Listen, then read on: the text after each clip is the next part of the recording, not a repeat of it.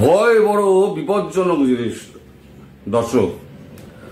ভয় যদি জাঁকিয়ে বসে তাহলে কিন্তু মানুষকে ভেতরে ভেতরে খোকলা করে দেয়। এখন আমাদের এই যে উপদেষ্টা আছেন, প্রধান উপদেষ্টা আছেন, তারপর লেজমোটা সমন্বয়করা রয়েছেন, কচি কচি উপদেষ্টারা রয়েছেন, তাদের কিন্তু এখন শিরদাঁড়া দিয়ে রক্তের হিমেল স্রোত নামছে। এখন ছোটাছুটি শুরু হয়ে গেছে কি করে নিজেদের বাঁচানো যায়। গতকালকে হয়েছে কি, সেনাপ্রধানের কাছে হাসনাত আব্দুল্লাহ গিয়েছিলেন দরবার করতে। তার দরবার ছিল যে শেখ হাসিনাকে দেশে ফিরতে দেওয়া যাবে না। প্রায় তার কথাবার্তা পুরো মন দিয়ে শোনেন সেনাপ্রধান। এটা আপনাদের দেশের খবর নয়, এটা আমাদের দেশের খবর। কথাবার্তা শোনার পর হাসনাত আব্দুল্লাহকে সেনাপ্রধান বলেন, তোমরা অনেক করেছ, তোমাদের যা বয়স তার থেকে বেশি আমার ক্যারিয়ার, 40 বছরের ক্যারিয়ার।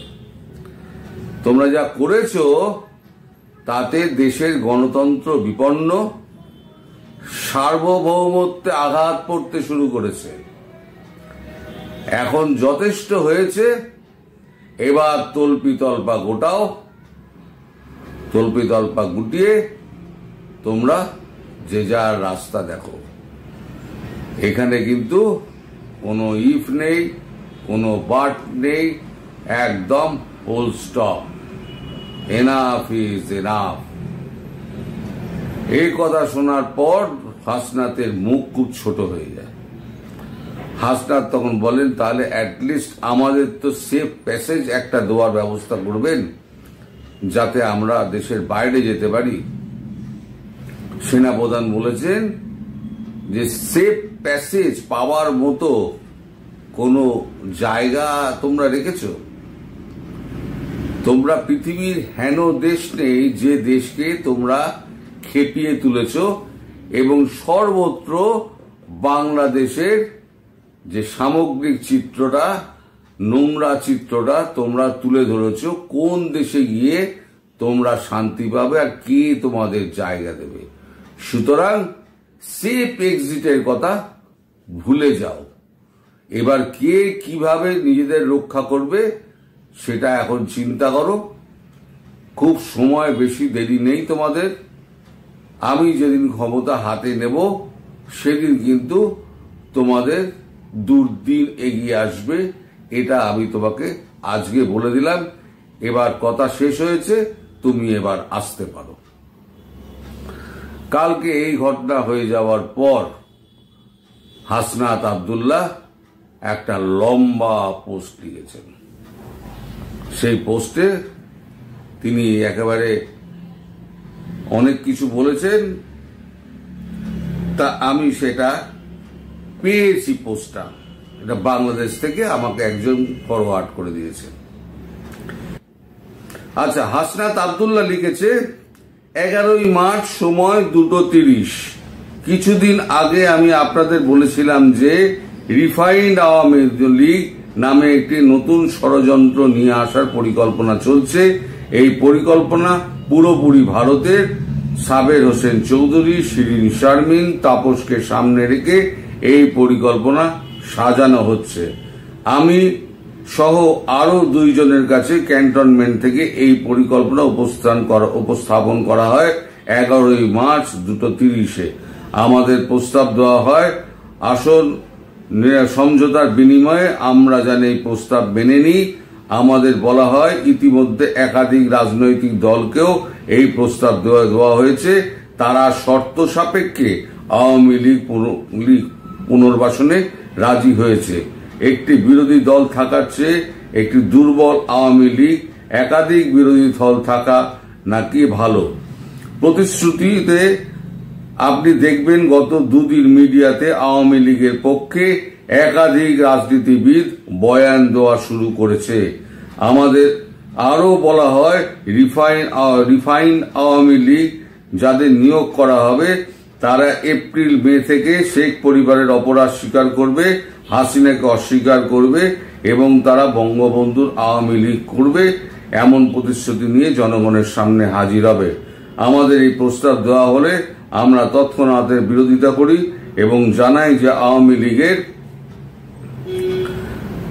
জুলাইয়ের দিনগুলো জনগণের স্রোতে ক্যান্টনমেন্ট আর এজেন্সির সকল প্রেসক্রিপশন আমরা উড়িয়ে দিয়েছিলাম।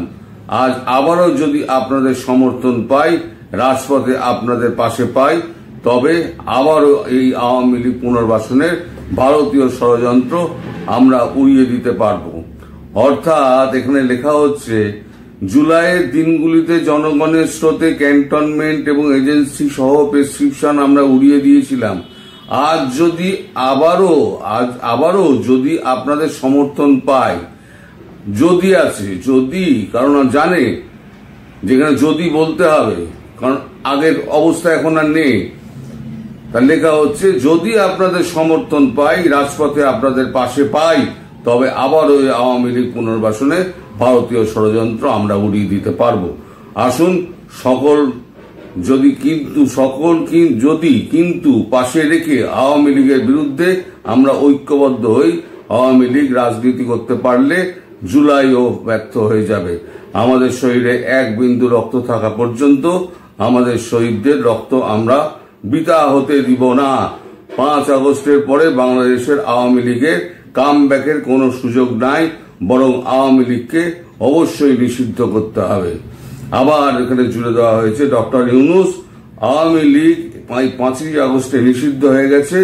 উত্তরপাড়া মানে হচ্ছে আমেরিকা ও ভারতের প্রেসক্রিপশনে আওয়ামী লীগের চ্যাপ্টার ওপেন করার চেষ্টা করে লাভ নেই। মানে ধাতাটি খাওয়ার পর তখন এসে 11 তারিখ যে অফারটা দেওয়া হয়েছিল সেই অফারটার কথা এবার পাবলিকলি স্বীকার করে দিল যে বাকি রাজনৈতিক দলগুলো আওয়ামী লীগের ব্যাপারে সহমত পোষণ করেছে। তারা বলেছে আওয়ামী লীগ যদি এসে নির্বাচনে অংশ নেয় তাহলে পরে আমাদের কোনো আপত্তি নেই, শুধু আপত্তি হচ্ছে এই লেজ মোটাদের। আর এদের সুশ্রুতি দিচ্ছে কি জানেন তো? এদের সুশ্রুতি দিচ্ছে হচ্ছে আমাদের ফ্রান্স থেকে যিনি বসে আছেন তিনি এদের সুশ্রুতি দিচ্ছেন। তিনিও আবার একটি বক্তব্য ছেড়েছেন। তিনি লিখেছেন, আমি তো নাম নিই না, এদের নাম নেওয়া তো অনুচিত। তো তিনি লিখেছেন, বিপ্লবের সাথে বিশ্বাসঘাতকতাকারী এর এজেন্ট ওয়াকারুজ্জামানকে সেনাপদ থেকে অপসারণ করুন। আজ 21শে মার্চ শুক্রবার সবাই জুমার নামাজ পড়তে চলে আসুন জাতীয় মসজিদ বায়তুল মোকাররমে। এখানে জড়ো হয়ে সম্মিলিতভাবে পরবর্তী সিদ্ধান্ত গ্রহণ করে তা দেশবাসীকে জানিয়ে দিন। গণ অভ্যুত্থানের চূড়ান্ত পর্বে গত বছরের 5 আগস্ট জেনারেল ওয়াকারের ডাকে ক্যান্টনমেন্টে হাজির হওয়াটাই ছিল সেই মুহূর্তের সব থেকে বড় রাজনৈতিক ভুল। আবার নিচে লেখা আছে, ওই ভদ্রলোক আমেরিকায় থাকেন, সেই ভদ্রলোক এবং আর একজন আছেন, আপনারা পড়ে নিন। আমি কারোর নামটা আমি করি না, কারণ এদের মানে নাম নেওয়াটা হচ্ছে একটা সামাজিক অপরাধ, কারণ এরা হচ্ছে সামাজিক ব্যাধি। তা ব্যাধির নাম লিখে নাম উচ্চারণ করে আমি আর আপনাদের ব্যাধি আক্রান্ত করতে চাই না। এই হচ্ছে এদের ভয় এবং সন্ত্রাসের একটা বাতাবরণের একটা নিদর্শন হচ্ছে এইটা। সেনাপ্রধানের কাছে ধাতানি খেয়ে এখন 11 তারিখে যে ঘটনাটা ঘটেছিল সেই ঘটনাটা 20 তারিখে উনি এখন প্রকাশ করেছেন, যা আমাদের 11 তারিখে এই কথা বলা হয়েছিল, আমরা এই কথা বলেছিলাম, আমাদের এই কথা বলা হয়েছিল। গতকালকে যে ধাতানিটি ঘাড় ধাক্কাটি খেয়েছেন সেই কথা নিয়ে এখনো পর্যন্ত কোনো উচ্চারণ নেই। কিন্তু পিনাকির কাছে, সরি আমি নাম বলে ফেললাম, তার কাছে খবরটা পৌঁছে গেছে। তিনি একখানা ওয়াকারুজ্জামানকে একখানা লম্বা চওড়া একটা হুঁশিয়ারি চিঠি দিয়ে দিয়েছেন এবং সবাইকে বলেছেন আজ শুক্রবার জুম্মার নামাজের পর ওই মসজিদের সামনে চলে আসুন, তারপরেতে আমরা ওখান থেকে যা ঘোষণা করব। আমি এটা আগে বলেছিলাম, অনেক আগে বলেছিলাম, এরা এই শুক্রবারটা বাঁচবে, বেছে নিয়ে বলবে চলো সেনা ব্যারাক আমরা আক্রমণ করব, এই বলে জনতাকে খেপাবে। আজ না হোক, আজকে হয়তো জমায়েত হবে, এইবার এই আওয়াজটা তুলতে লেগে গেছে, এরপরে হয়তো একদিন দেখবেন এরা সত্যি সত্যিই কিন্তু একটা আক্রমণ করার চেষ্টা করবে, আর সেদিন হবে একটা রক্তক্ষয়ী দিন। যাই হোক, এদিকে আমাদের ইন্টারন্যাশনাল খিলাড়ি, তিনি তো বড় খিলাড়ি ইন্টারন্যাশনাল, তিনি আবার একটা নতুন একটা বাজারে একটা মাল ছেড়েছেন। সেটা হচ্ছে বিমস্টেকের যে বৈঠক আছে না সামনে, এই বিমস্টেকের বৈঠকে আমাদের ডক্টর ইউনূস মোদিজিকে সামনে রেখে একটা ঘোষণা মানে বাংলাদেশ থেকে করা হয়েছে কাগজে, আনুষ্ঠানিক বৈঠক নয়, হবে সৌজন্য সাক্ষাৎ। মানে ডক্টর ইউনূস চাইলেই যেন মোদিজি সাক্ষাৎ করবে, ব্যাপারটা এইরকম।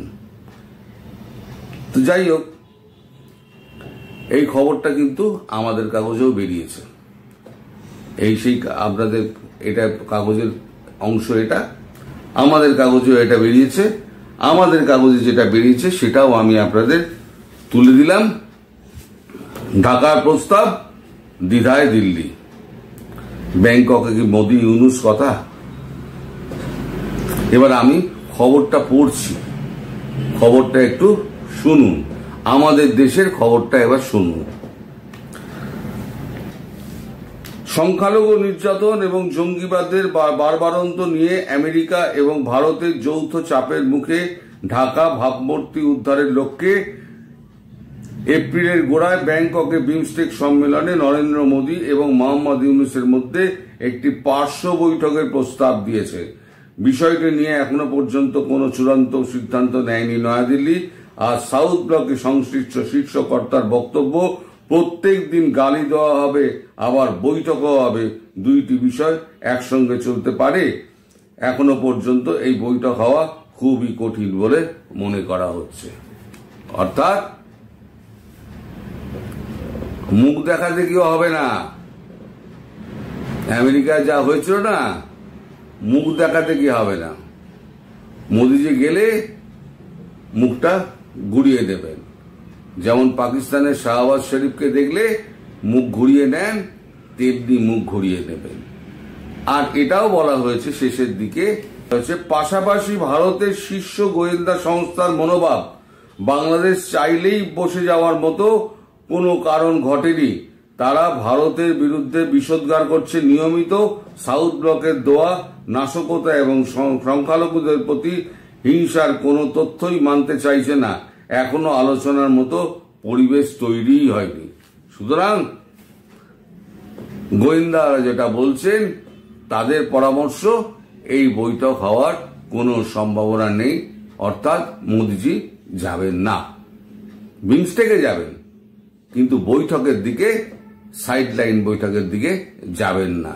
সুতরাং মোহাম্মদ ইউনূস এখনো সময় পড়ে আছে, এই বিমস্টেকের আগে কত কিছু হবে দেখুন, আপনার কাছে অনেক খবর পৌঁছাবে। এইসব টুপিবাজি যেগুলো করছেন না, মানুষকে ভুল বোঝার, দেশের মানুষকে ভুল বোঝানোর জন্য, এই টুপিবাজি আপনারা বেশি দিন চলবে না। খুব শিগগিরই আপনার জবনিকা পতন হবে এবং সেদিন বাংলাদেশের মানুষ হাঁপ ছেড়ে বাঁচবেন। আর এই জবনিকা পতন করাবেন ওয়াকারুজ্জামান, তার পিছনে থাকবে ভারত এবং মার্কিন যুক্তরাষ্ট্র। সুতরাং বুঝেই নিন, আপনার দিন ঘনিয়ে আসছে, এবার দড়িতে ঝোলার সময় চলে এসছে। আপনি দিন গুনুন, আমরাও দিন গুনছি, দেখা যাক কার দিনটা আগে মেলে। আপনারা সবাই ভালো থাকবেন, ডক্টর ইউনূস আপনিও ভালো থাকবেন, যে কটা দিন বেঁচে আছেন। সবাই সুস্থ থাকবেন এবং সাবধানে থাকবেন।